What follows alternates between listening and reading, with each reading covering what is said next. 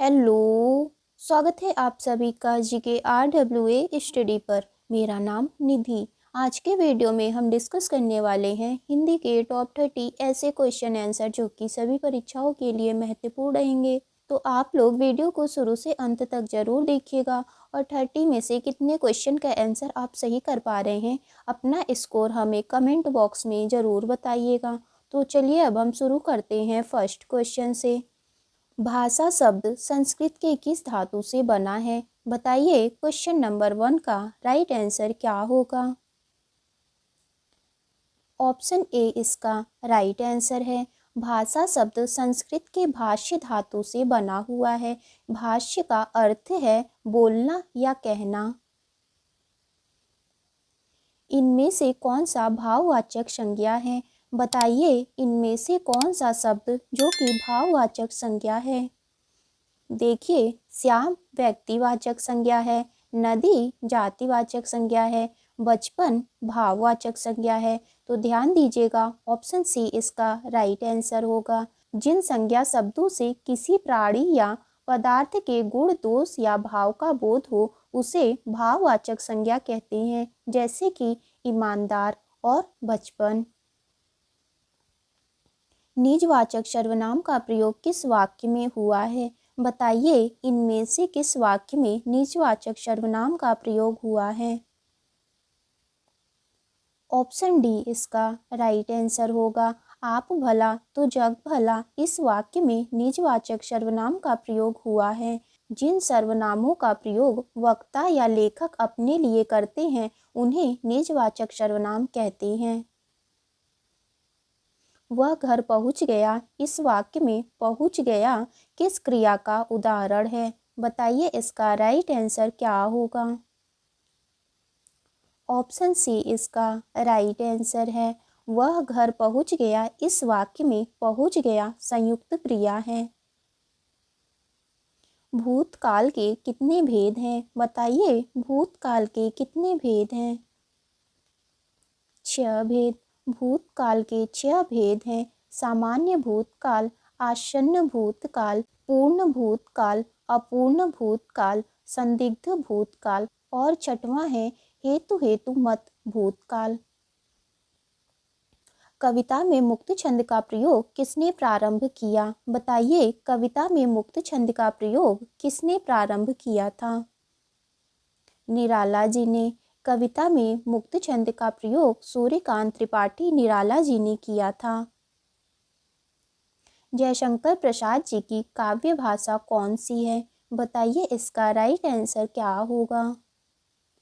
Option D इसका right answer है। जयशंकर प्रसाद जी की काव्य भाषा खड़ी बोली है।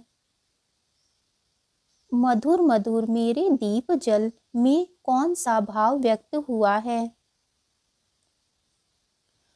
ऑप्शन डी इसका राइट आंसर होगा। मधुर मधुर मेरे दीप जल इस वाक्य में विरह और रहस्य भाव व्यक्त हुआ है। इनमें से कौन छायावाद के कवि हैं? बताइए इनमें से कौन छायावाद के कवि हैं?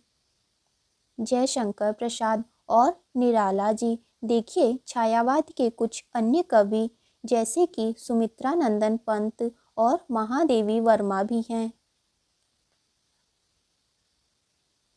जनतंत्र का जन्म किस कवि की रचना है? बताइए जनतंत्र का जन्म किस कवि की रचना है? दिनकर का। जनतंत्र का जन्म रामधारी सिंह दिनकर की रचना है। इनमें से कौन आंचलिक कथाकार है? बताइए इनमें से कौन सा कवि आंचलिक कथाकार है? फणीश्वर नाथ रेणु। फणीश्वर नाथ रेणु आंचलिक कथाकार हैं। अलगू चौधरी और जुम्मन शेख किस कहानी के पात्र हैं? बताइए इसका राइट आंसर क्या होगा? ऑप्शन ए इसका राइट आंसर है। अलगू चौधरी और जुम्मन शेख पंच परमेश्वर कहानी के पात्र हैं। हनुमान का पर्यायवाची शब्द नहीं है। बताइए इनमें से कौन सा हनुमान का पर्यायवाची शब्द नहीं है?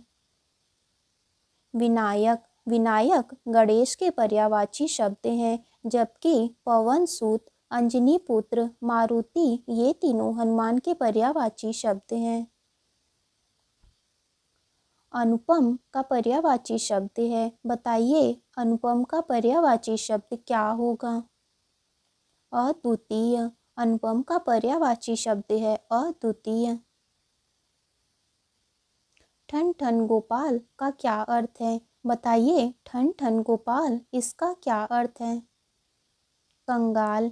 ठन ठन गोपाल इसका अर्थ है कंगाल, यानी कि बिल्कुल गरीब होना। तालू में जीभ न लगना का क्या अर्थ है? बताइए इसका राइट आंसर क्या होगा? ऑप्शन सी इसका राइट आंसर है। तालू में जीभ न लगना इसका अर्थ है चुप न रहना, यानी कि बराबर बातें किए जाना। ए वर्ण क्या कहलाते हैं? बताइए ए वर्ण क्या कहलाते हैं? कंठ तालव्य।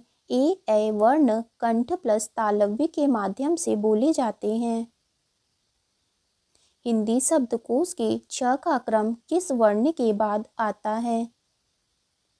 क के बाद छ का क्रम आता है। शुद्ध शब्द चुनिए, बताइए इनमें से कौन सा शब्द शुद्ध है? ऑप्शन बी इसका राइट आंसर होगा। ऑप्शन बी आशीर्वाद का शुद्ध रूप है। देखिए स में बड़े ई की मात्रा होगी और व में ऊपर र होगा। हिंदी में दीर्घ स्वर कितने हैं? बताइए हिंदी में दीर्घ स्वर कितने हैं? 7। हिंदी में दीर्घ स्वरों की संख्या 7 है। आ, बड़ी ई, बड़ा ऊ, ए, ओ ये सभी दीर्घ स्वर कहलाते हैं। निम्न में से कौन सा शब्द तत्सम है? बताइए इनमें से कौन सा शब्द तत्सम है? उद्गम। उद्गम तत्सम शब्द है, इसका तद्भव होगा उद्गम। देखिए खेत तद्भव शब्द है, इसका तत्सम होगा क्षेत्र। कोट अंग्रेजी भाषा का शब्द है। संधि शब्द है, बताइए संधि कौन सा शब्द है? तत्सम। संधि तत्सम शब्द है, इसका अर्थ है कि मेल या जोड़। सूर्योदय में प्रयुक्त संधि का क्या नाम है? बताइए सूर्योदय में कौन सी संधि है? गुण संधि। सूर्योदय में गुण संधि है। देखिए मैंने आपको कई बार बताया है कि गुण संधि को हम कैसे पहचानते हैं। अगर किसी शब्द के ऊपर एक मात्रा दिखे तो वहाँ पर गुण संधि होता है, जैसे कि ए की मात्रा या तो ओ की मात्रा। हरिश्चंद्र में प्रयुक्त संधि का क्या नाम है? बताइए हरिश्चंद्र में कौन सी संधि है? विसर्ग संधि। हरिश्चंद्र में विसर्ग संधि है। नि धन विकार का सही संधि क्या होगा? ऑप्शन बी इसका राइट आंसर है। निर्विकार का सही संधि विच्छेद है नि धन विकार और इसमें विसर्ग संधि है।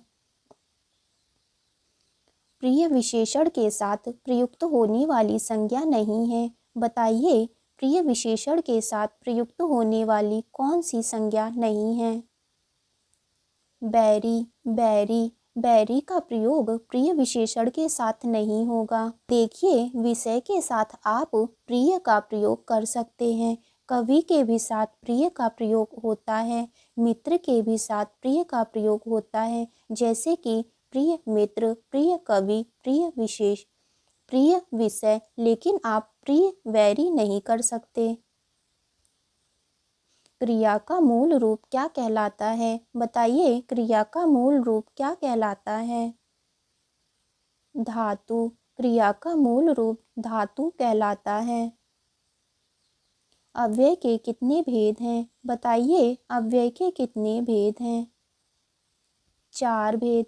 अव्यय के 4 भेद हैं। क्रिया विशेषण अव्यय, संबंध बोधक अव्यय, समुच्चय बोधक अव्यय और विस्मयादि बोधक अव्यय। सन्यासी का विलोम शब्द क्या है? बताइए, सन्यासी का विलोम शब्द क्या होगा? गृहस्थ। सन्यासी का विलोम शब्द गृहस्थ है। सूक्ष्म का विलोम शब्द क्या है? बताइए, सूक्ष्म का विलोम शब्द क्या होगा? स्थूल। सूक्ष्म का विलोम शब्द स्थूल है। देखिए, सूक्ष्म का अर्थ है बारीक और स्थूल का अर्थ है मोटा। कपीस में प्रयुक्त संधि का क्या नाम है? यह आपका टेस्ट क्वेश्चन होगा। इसका आंसर आपको कमेंट बॉक्स में ज़रूर बताना है। तो आज की वीडियो आपकी यहीं तक थी। वीडियो अच्छी लगी हो तो लाइक करें, शेयर करें। अगर आप चैनल पे नए हैं तो चैनल को ज़रूर सब्सक्राइब करें।